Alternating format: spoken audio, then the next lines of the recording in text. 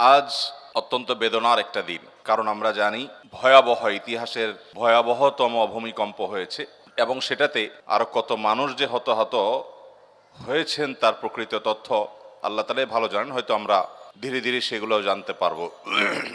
আমরা হয়তো সবসময় বুঝে উঠতে পারি না এই সকল প্রাকৃতিক দুর্যোগ, এগুলো দেখলে অনেক সময় আমরা গড় পড়তে আল্লাহর গজব বলে চালাই দেই, যেটা সবসময় সঠিক না। অনেক সময় মানুষের জীবনে বিপদ আসে, মুসিবত আসে, দুর্ঘটনা ঘটে, অ্যাক্সিডেন্ট হয়, এরকম আরো অনেক কিছু ঘটে। সেগুলো আল্লাহ তাআলা বান্দাকে পরীক্ষা করবার জন্য করেন। এই ধরনের দুর্ঘটনা যখন ঘটে তখন আমাদেরকে ভাবতে শেখায়। না ঘুমানোর নিয়ত করে যখন রাত 2টা 3টা সকাল 7টা 8টা 9টা 10টা অ্যালার্ম দিয়ে ঘুমায়, ফজরের নামাজ পড়ার নিয়ত নাই, ঘুমের সময় সে নিয়ত করেই শুইতেছেন। আপনি মোবাইলের ভিতরে অ্যালার্ম সেট করলেন 10টায় 11টায় 9টায় 7টা 8টায় উঠবেন, অফিসে যাবেন, কাজে কামে বের হবেন। আর এর মধ্যে যদি এরকম বিপদ আপনার আমার উপরে আসে, তো আল্লাহর নাফরমানি করার নিয়ত করে শুয়েছেন, ওই অবস্থায় মওত হয়েছে। এই মওত কখনো ঈমানদারের মওত হতে পারে না। ভাইরা আমার, এই সকল ঘটনা, এই সকল মুসিবত, এই সকল দুর্ঘটনাগুলো আমাদেরকে যে কত কিছু শেখায়। অন্য আরেকটি হাদিসে আমরা দেখি নবী আলাইহিস সালাম বলেছেন, ইন্নাল্লাহা ইযা আহাব্বা কওমান ইবতালাহুম, আল্লাহ তাআলা যখন কোনো মানুষকে পছন্দ করেন, কোন সম্প্রদায়কে পছন্দ করেন, আল্লাহ তাআলা তাদেরকে পরীক্ষায় ফেলেন, পরীক্ষায় নিপতিত করেন। আমান্না বলল, আল্লাহর আনুগত্যের কথা বলল, আর আল্লাহ তাআলা সেটাকে গ্রহণ করে নিলেন। এটা সব সময় হয় না, বরং আল্লাহ তাআলা অনেক সময় হ্যামার করেন, প্রেসার দেন, এবং আল্লাহ তাআলা সবকিছুই জানেন, আল্লাহর পরীক্ষা করার কিছু নেই। তারপর আল্লাহ তাআলা আমাদের কাছে প্রমাণিত করেন যে এই বান্দা আল্লাহ তাআলার খাঁটি বান্দা। তিনি আমান্না মুখে বলেন নাই, কলব থেকে বলেছেন, অন্তর থেকে বলেছেন। এই জন্য বিভিন্ন বিপদ আপদ, বিভিন্ন মুসিবত দিয়ে আল্লাহ তাআলা অনেক সময় মানুষকে পরীক্ষা করেন। অতএব এই যে প্রাকৃতিক যত দুর্যোগ হয়, সেটা ঝড় হোক, জলোচ্ছ্বাস হোক, কোনো দুর্ঘটনা হোক, ব্যক্তি জীবনে হোক, পারিবারিক জীবনে হোক, কোনো একটা ছোট্ট সমাজে হোক, একটা দেশের জন্য হোক, পৃথিবীর বড় অংশ জুড়ে হোক, এগুলোকে সব সময় আমরা চোখ বন্ধ করে আল্লাহর গজব হিসাবে চালাবো না। বিশেষ করে যখন ঈমানদারদের উপরে পতিত হবে, সেটা হতে পারে আল্লাহর পক্ষ থেকে পরীক্ষা, আবার হতে পারে আমাদের কোনো অপরাধের কারণে, কোনো পাপের কারণে, কোনো গুনাহের কারণে আল্লাহ রাব্বুল আলামিন আমাদেরকে শাস্তি দিচ্ছেন। কারণ আল্লাহ তাআলা কোরআনে অন্য আয়াতে বলেছেন, যাহারাল ফাসাদু ফিল বাররি ওয়াল বাহরি বিমা কাসাবাত আইদিন নাস, মানুষ নিজের হাতে যে সমস্ত গুনাহ কামায়, এগুলোর কারণে আল্লাহ তাআলা পৃথিবীতে কিছু ব্যত্যয়, কিছু দুর্ঘটনা, কিছু বিপদ আপদ আল্লাহ তাআলা দেন। কেন দেন? লিযিকাহুম বা'দাল্লাযী আমিলু, যাতে করে তাদের হাতের করা অপরাধ, নিজেদের কামাই করা গুনাহ, এগুলা কিছুটা শাস্তি, কিছুটা ভোগ, কিছুটা এগুলোর স্বাদ, অর্থাৎ এগুলোর প্রায়শ্চিত্ত যাতে কিছুটা তারা দুনিয়াতে করে ফেলে, যাতে করে তারা এই সমস্ত ঘটনা থেকে শিক্ষা গ্রহণ করে ফিরে আসতে পারে আল্লাহর দিকে। মোহতারাম হাজরিন, ঠিক ফজরের সময় ভোরবেলা এই ধরনের দুর্ঘটনা যখন ঘটে, তখন আমাদেরকে ভাবতে শেখায়। না ঘুমানোর নিয়ত করে যখন রাত 2টা 3টা সকাল 7টা 8টা 9টা 10টা অ্যালার্ম দিয়ে ঘুমায়, ফজরের নামাজ পড়ার নিয়ত নাই, ঘুমের সময় সে নিয়ত করেই শুইতেছেন। আপনি মোবাইলের ভিতরে অ্যালার্ম সেট করলেন 10টায় 11টায় 9টায় 7টা 8টায় উঠবেন, অফিসে যাবেন, কাজে কামে বের হবেন। আর এর মধ্যে যদি এরকম বিপদ আপনার আমার উপরে আসে, তো আল্লাহর নাফরমানি করার নিয়ত করে শুয়েছেন, ওই অবস্থায় মওত হয়েছে। এই মওত কখনো ঈমানদারের মওত হতে পারে না। ভাইরা আমার, এই সকল ঘটনা, এই সকল মুসিবত, এই সকল দুর্ঘটনাগুলো আমাদেরকে যে কত কিছু শেখায়। একটা শহর শেষ হয়ে যাচ্ছে সামান্য 1 মিনিট সময়ের মধ্যে। আল্লাহ রাব্বুল আলামিন কিয়ামত যে কায়েম করবেন, সূরা জিলজালের মধ্যে যে আল্লাহ বলেছেন, ইযা জুলজিলাতিল আরদু জিলজালাহা, এই ঘটনা আমাদেরকে সে আয়াতের দিকে নিয়ে যায় যে আয়াতে আল্লাহ বলেছেন, যখন এই গোটা ধরা পৃষ্ঠ, এই গোটা পৃথিবীকে প্রকম্পিত করা হবে এবং ফেটে চৌচির হবে, মধ্য থেকে সব মানুষ জীবন্ত হয়ে আবার হাসরের ময়দানে একত্রিত হবে।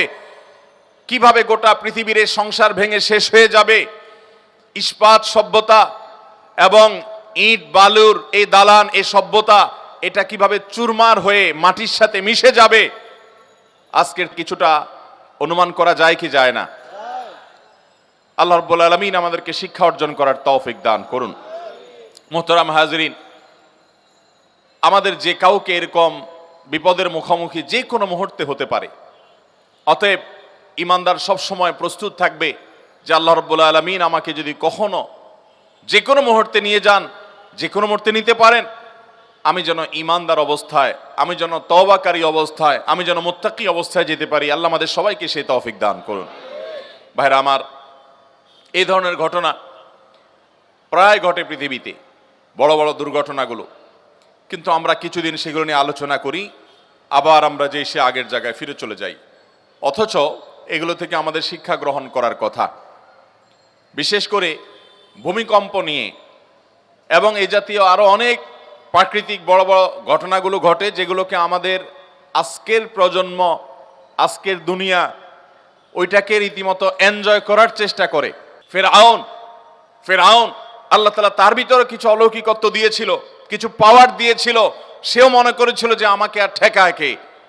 ঈমান আনে নাই আল্লাহর নবীর প্রতি, ঈমান আনে নাই আল্লাহর দাওয়াতকে, আল্লাহর নবীর দাওয়াতকে গ্রহণ করে নাই। আল্লাহ রাব্বুল আলামিন তাকে ধ্বংস করেছেন, ধ্বংস করে তার লাশ আল্লাহ তাআলা রেখে দিয়েছেন এবং কোরআনে আল্লাহ তাআলা আয়াত নাজিল করেছেন, কাযালিকা নুনাজ্জিকা বিবাদানিকা লিতাকুনা লিমান খালফাকা আয়া। ও ফেরাউন, তোমার পরে পৃথিবীতে যারা আসবে তারা যেন তোমার লাশ দেখে শিক্ষা গ্রহণ করে, এই জন্য তোমার লাশকে আমি হেফাজত করব, আল্লাহ কোরআনে ওয়াদা করেছে। এটা পচতে দেওয়া হবে না, যেভাবেই হোক মানুষ এটাকে সংরক্ষণ করতে পারবে, এটা রেখে দেওয়া হবে মানুষের শিক্ষা গ্রহণের জন্য। কিন্তু মানুষ খুব কমই শিক্ষা গ্রহণ করে। নবী করিম সাল্লাল্লাহু আলাইহি সাল্লামের হাদিস থেকে আমরা জানি, কিয়ামত যত নিকটবর্তী হবে ভূমিকম্পের পরিমাণ তত বাড়বে, ক্ষয়ক্ষতির পরিমাণ তত বাড়বে, মানুষ যত দালান কোঠার সভ্যতাকে বড় করবে, কিয়ামত যত নিকটবর্তী হবে, এগুলো সবগুলো কিয়ামতের আলামতের মধ্যে থেকে একটি। এই ভূমিকম্পের পরিমাণ যত বাড়তে থাকবে, কিয়ামত যত কাছাবে, ঘন ঘন ভূমিকম্প সারা পৃথিবীতে হবে। এর ভিতরে বড় আলামত সমূহের মধ্যে থেকে একেবারে কিয়ামতের কাছাকাছি সময় গিয়ে যে ভূমিকম্পগুলো হবে, সেগুলো একটা হবে পূর্বে, একটা হবে পশ্চিমে, ভূমি ধসের ঘটনা ঘটবে, একটা হবে মধ্যে। এরকম বড় বড় ভূমিকম্প হবে, ভূমি ধসের ঘটনা ঘটবে, যে গোটা পৃথিবীর সকল সিস্টেমকে প্রায় ধ্বংস করে শেষ করে দিবে এবং জানান দিবে যে পৃথিবীর আয়ু শেষ হয়ে এসেছে। আমরা আজ যে ভূমিকম্পকে মনে করছি না, এটার সাথে ধর্মের কোনো সম্পর্ক নেই, এটা নিছক বৈজ্ঞানিক বিভিন্ন সূত্রের আলোকে আমরা বলি যে এই কারণে হয়েছে, সেই কারণে হয়েছে, সেগুলো অবশ্যই সত্য হতে পারে, সেগুলোর সাথে কোনো সাংঘর্ষিকতা নেই। যেমন কেন ভূমিকম্প হয়, ভূমিকম্প কেন হয়, আজ থেকে শত শত বছর আগে ইমাম ইবনুল কাইয়িম রাহমাতুল্লাহি আলাইহি ভূমিকম্পের উপরে অনেক গবেষণা তার আছে। সেই গবেষণাগুলো পড়লে আমরা অবাক হয়ে যাব যে এত বছর আগে ইসলামের ইতিহাসের একজন বড় ইমাম, অনেক উঁচু মাপের একজন গবেষক, কিভাবে তিনি গবেষণা করে এই সমস্ত কারণগুলো আবিষ্কার করেছেন। আমি নিজে ইবনুল কাইয়িম রাহমাতুল্লাহি আলাইহি এর এই সম্পর্কে গবেষণা পড়ে সমসাময়িক বিজ্ঞানীরা আজকের যে সায়েন্স এবং বিজ্ঞান ভূমিকম্পের যে কারণ দর্শায়, এটার কারণ যেগুলোকে ব্যাখ্যা করে, উল্লেখ করে, সেগুলোর সাথে মিলালে দেখি অবিকল মিলে যায়। অবাক করা বিষয়, সে তখন তিনি গবেষণা করে গেছেন। এরকম বাহ্যিক কারণ থাকতেই পারে। পৃথিবীর ভূপৃষ্ঠের নিচের গ্যাস যখন কমে যায়, সেটা ভূমি ফাটলের মাধ্যমে হোক, আগ্নেয়গিরির মাধ্যমে হোক, প্রস্তর পরে যখন নানান কারণে পৃথিবীর এই নিচে দেশে তলদেশে ফাঁকার সৃষ্টি হয়, সেটার কারণে জমিন দেবে যায়, ভূমিকম্প হয়, এরকম নানান বিষয় বৈজ্ঞানিক গবেষণা উঠে এসেছে। এগুলোর সাথে কোন হাদিসে কোনো ইসলামের দৃষ্টি হলো, কোরআন এবং হাদিসের দৃষ্টি হলো আরো পেছনে। যেই কারণেই হোক না কেন, ওই কারণের পরের কারণ, তারও পরের কারণ, তারও পরের কারণ, যেগুলো সেগুলো বিজ্ঞান আর বলতে পারবে না, একজন ইমানদার বলতে পারবে আল্লাহর হুকুম হয়েছে, সৃষ্টি জগতের মালিকের ফয়সালা হয়েছে, তাই হয়েছে। অতএব আমরা অনেক কারণ বলতে পারবো। এখন যদি বলা হয় যে গ্যাস কেন বের হয়ে আসলো ফাটল দিয়ে, আগ্নেয়গিরি দিয়ে, এটার বিকল্প কেন থাকলো না? জলোচ্ছ্বাস হলো, ঘূর্ণিঝড় হলো, নিম্নচাপ তৈরি হলো, কেন নিম্নচাপ তৈরি হলো সাগরে, তার কারণ কি? আপনি কারণ ব্যাখ্যা করলেন, সেই কারণের আবার কারণ কি? এই মুহূর্তেই বা কেন হলো, এখানেই বা কেন হলো? এগুলোর ব্যাখ্যা আপনি বলতে পারবেন না, কিন্তু ইমানদার বলতে পারবে।